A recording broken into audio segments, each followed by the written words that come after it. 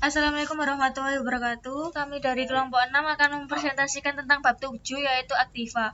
Saya Ina Angelina, NIM 45. Saya Desi Tira Sanggraini, NIM 21.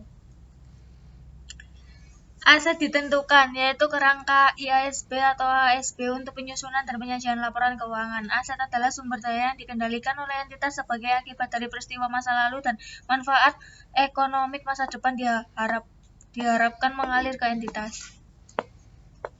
Aset ditentukan itu ada 3 karakteristik penting. Yang pertama, manfaat ekonomi masa depan. Yang kedua, kontrol oleh suatu entitas. Yang ketiga, acara masa lalu.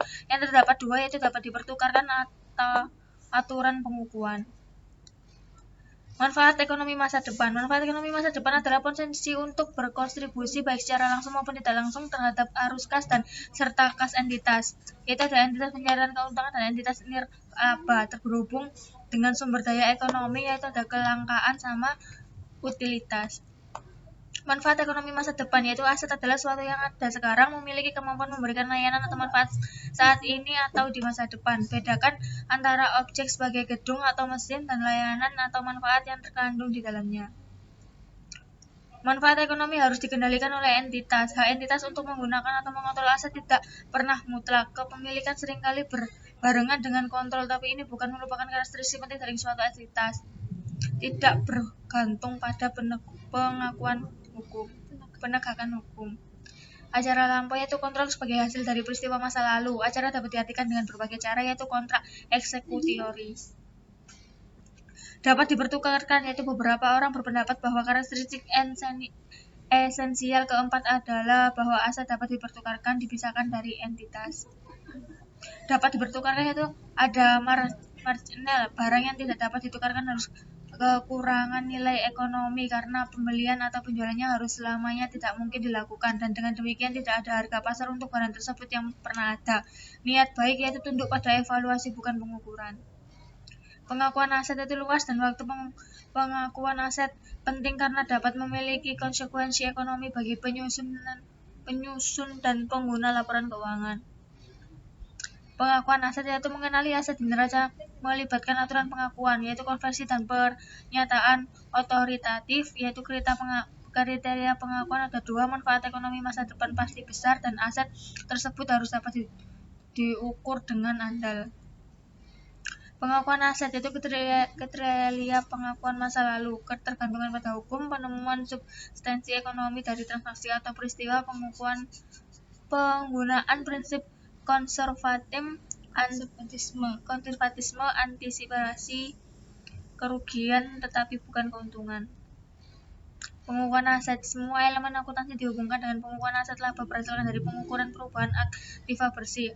Aturan dan praktek yang mengatur pengakuan dan pengukuran aset juga dapat mempengaruhi pengukuran laba dan pada gilirannya modal atau ekuitas. Pengukuran aset setelah didefinisikan dan kriteria pengakuan dipenuhi, akuntan harus memutuskan bagaimana mengukur aset tersebut. Beberapa pendekatan pengukuran tersedia. Karakteristik kualitatif informasi keuangan setelah diukur dinyatakan dibatasi hanya untuk pengukuran catatan. Aset berwujud. Pendekatan tradisional telah mengukur aset dengan biaya historis. Standar IASB mengizinkan pengukuran ulang berikutnya menggunakan setelah pendekatan nilai wajar, nilai keluar, dan nilai pakai. Perusahaan Inggris dan Australia dapat menggunakan nilai selain biaya historis selama bertahun-tahun. Selanjutnya ada aset tidak berwujud. Pengukuran akuntansi secara umum bersifat konservatif, biaya atau dikurangi akumulasi, amortisasi, dan penurunan nilai. Biasanya digunakan nilai wajar dari pasar aktif. Benda tak berwujud yang dibuat secara internal tidak dapat dikenali. Selanjutnya ada instrumen keuangan. Yang pertama ada FASB atau IASB, derivatif diukur pada nilai wajar daripada biaya. Selanjutnya ada IASB berkomitmen untuk menggunakan pengukuran nilai wajar untuk instrumen keuangan. Tantangan bagi pembuat standar. FASB atau IASB bermaksud untuk menangani masalah pengukuran dalam fase C proyek kerangka konseptual. Ada pertimbangan konsep prinsip dan istilah pengukuran, mengevaluasi dan memberi peringkat metode pengukuran. Model pengukuran yang mana? Nilai wajar adalah yang terdepan. Baik IASB dan FASB mendukung penggunaan pengukuran nilai wajar yang lebih besar.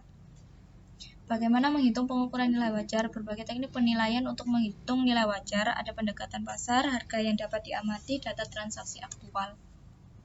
Bagaimana menghitung pengukuran nilai wajar, berbagai teknik penilaian untuk menghitung nilai wajar, pertama pendekatan pendapatan, yaitu konversi jumlah masa depan sampai arus kas dan pendapatan sampai menjadi jumlah saat ini yang didiskontokan.